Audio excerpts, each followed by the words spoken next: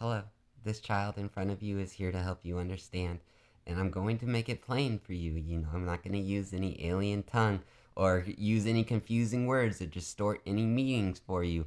And it's because that I learned everything from you.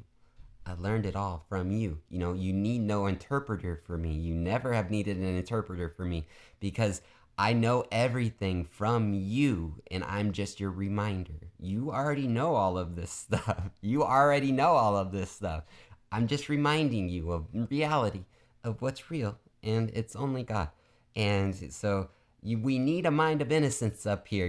This is where we talk about startling things. And so we want to be real upfront about that, is that we're not here to remove any beliefs. We're just here to remind you that you could have peace instead of anything else that's going on in your external reality. You could have peace.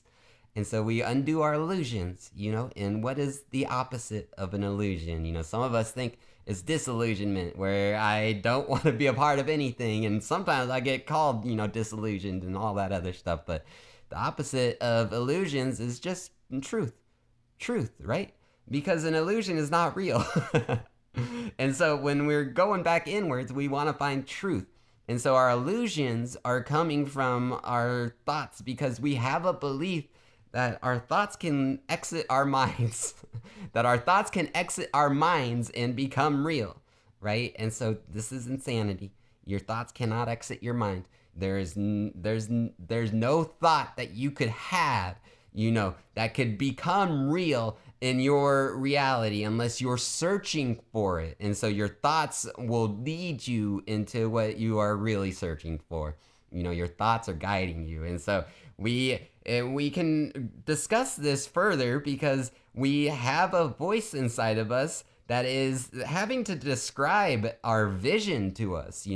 In your mind, you have two voices inside of you. This is the dual mind. You only have two voices, but you divided all these voices into a million different voices so that everything has a million different meanings, and none of it's real. None of it's real because you only have two voices inside of you. You have a fearful voice, which is your ego. It's the only thing that produces fear. If you have ever thought God has given you fear or spirit has given you fear, I want to correct that belief right now.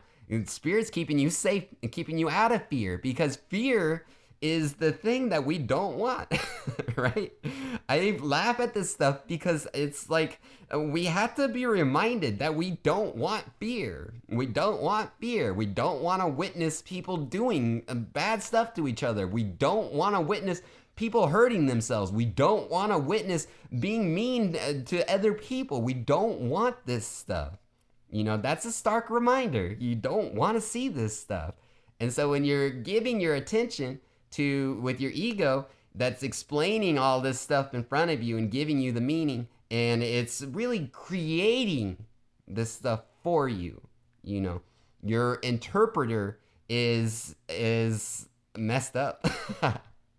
Your interpreter is messed up. We're undoing this interpreter because there's another voice, and people don't think that we can just lay with spirit all the time. How hard is that to be just loving? How hard is it to forgive if somebody has ever done anything bad to me? I get called names sometimes, but that's fine. That doesn't hurt me. How could that hurt me? Nobody could ever hurt you. Nobody could ever hurt you unless you wanted them to hurt you. Nobody could ever hurt your body unless you wanted them to hurt your body. This is your ego will create people to hurt your body by leading you with the fear. But Spirit's telling you that stay away. Stay away from those things, that's it. Well, you can throw money into the void. I have a reality where we need money to survive, but we don't care. God always takes care of us. So I love you, and I mean it, and I hope you have a beautiful, wonderful day. I love you, I mean it. Bye.